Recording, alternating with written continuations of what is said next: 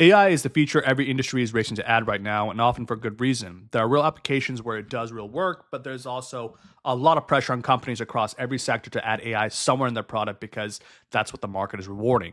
The water and wastewater industry is starting to face that same pressure, which means operators and utility directors are going to have to figure out feature by feature, manufacturer by manufacturer, what's actually doing work and what's there because it had to be there. For anyone watching for the first time, my name is Siobhan. I am the co-founder of AccuDose. We build modern, cellular-based monitoring control systems specifically designed for water and wastewater infrastructure at a fraction of the cost of traditional SCADA and the other standalone systems that have dominated this industry for the last 30 years. This is the Field Report, our mini podcast series where we pull back the curtain on what's actually happening in the monitoring and control sector of water and wastewater, what modern technology looks like, and what's possible when you stop accepting 30-year-old assumptions as the cost of doing business. Quick note before we get into it, episode 2 was originally going to walk through the history of AccuDose and our full product lineup. We're saving that for a later episode because this August, we're releasing a major update to the platform, including a redesigned dashboard and most importantly, a set of AI integrations. And we're too excited about it to wait. So in this episode, I want to walk you through exactly what we built, why we built it, and where we deliberately drew the line. I want to be transparent about how we approached AI, the questions we asked, what we chose to build, and what we chose not to, so that when you are evaluating AccuDose or any of the platform, you know what questions to ask. When we started building AI features in the next version of the platform, the question we asked ourselves was not how do we add AI to AccuDose. That was never the question. The question was, where can AI genuinely make operators and utility directors more efficient? Where can it save them time, reduce manual work, and make their day-to-day easier? Because there's a difference between adding AI to our product and using AI to solve a real problem. And I think that distinction is going to matter a lot over the next couple of years for operators, for utility directors, and for distributors trying to evaluate what actually is useful versus what's just on the spec sheet. When we sat down and mapped out the real work happening inside a utility every day, the work that consumes operators' hours, the work that's currently being done manually or not getting done at all because there isn't time, 3 areas stood out. 3 places where AI could legitimately reduce manual effort or do work that wasn't possible before without ever replacing operator judgment. Let's start with the first AI integration, and this is the one that we're most excited about, Inflow and Infiltration Detection. For anyone outside this industry, inflow and infiltration, or I&I, is one of the most expensive problems in wastewater. Groundwater leaks into cracked sewer laterals, stormwater surges into the collection system during rain events, both end up at the treatment plant, and both inflate operating costs, sometimes massively. And here's the part that's frustrating. The problem is well known, the cost is well documented, but the tools the industry has historically used to find it are slow, expensive, and limited in what they can actually catch. Traditional I&I studies are typically done by bringing in a consultant, deploying temporary flow meters across a collection system, collecting data for a few weeks, and producing a report. That work is valuable, but it's a snapshot. It tells you what was happening in a window of time in a specific part of the system. And by the time the report is in your hands, conditions may have already shifted. To do that continuously across an entire fleet year-round, there just hasn't been a practical way to do it. That's work a properly designed AI can do perfectly, and it wasn't possible until now.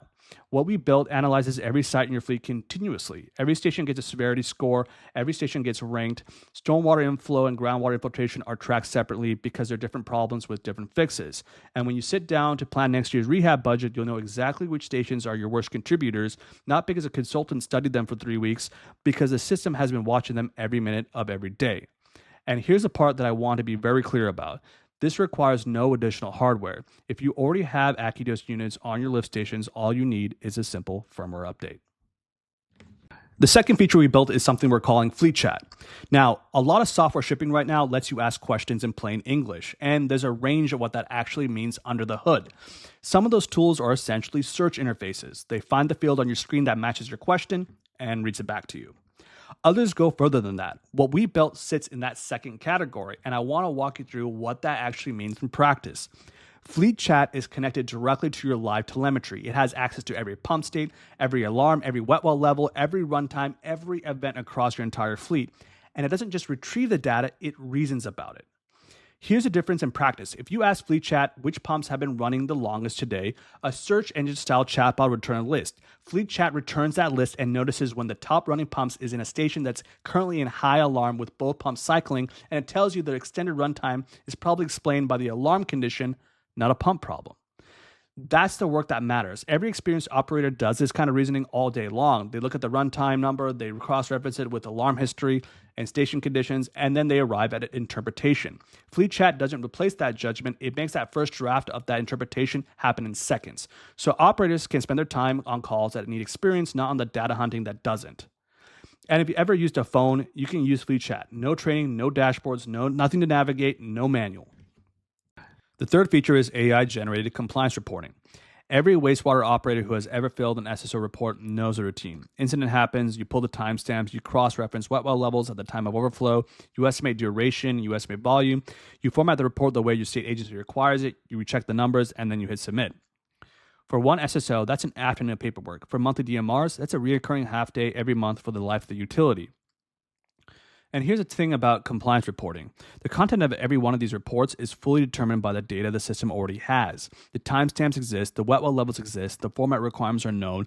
The only reason this work takes hours is because a human has to sit down and assemble it.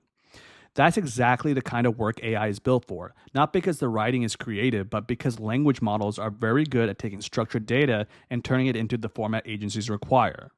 What takes an operator 3 hours takes the system about 10 seconds. And what you get back isn't just time, it's consistency. Every report pulls from the same data source, formatted the same way, with the same compliance checks. No questions about whether someone rounded the number correctly. No questions about whether the date format matches the agency standard. The system does it the same way every single time. So for any utility with somebody spending a meaningful chunk of their week on compliance paperwork, this feature gives that time back. Now, I want to talk about where we didn't add AI because I think this matters as much as where we did. The new version of AccuDose includes 2 other major features that have nothing to do with AI. Both are launching in August alongside the AI integrations. The first is a fully redesigned user interface, better layouts, faster navigation, clear hierarchy across mobile and desktop. It's a significant upgrade to the dashboard experience. The second feature is volumetric flow monitoring. Flow monitoring is one of the most important pieces of data a utility can have. Knowing exactly how much wastewater is moving through a lift station in real time tells you almost everything you need to know about the health of that station and the collection system around it. It's the foundation for I&I analysis, it's the foundation for pump performance tracking, it's the foundation for capacity planning. And historically, getting accurate flow data at a lift station has meant installing dedicated flow meters, which are expensive to acquire and expensive to install, often impractical for small or mid-sized utilities, so most stations simply don't have it.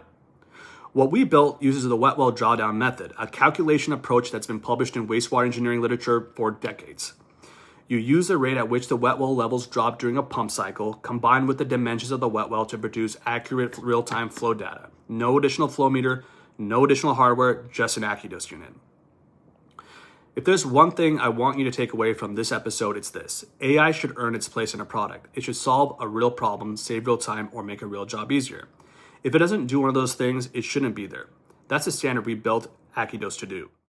AI is going to change this industry. Within the next few years, you're going to see AI capabilities show up across nearly every monitoring platform in water and wastewater.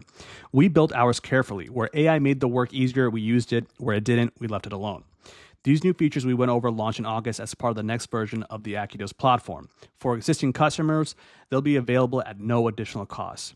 If you'd like to learn more about any of these features or see a live demo of what AccuDose looks like in action, please reach out to us at any time. We'd love to walk you through it. I'm Siobhan from AccuDose. Thanks for watching the Field Report. We'll see you in the next episode.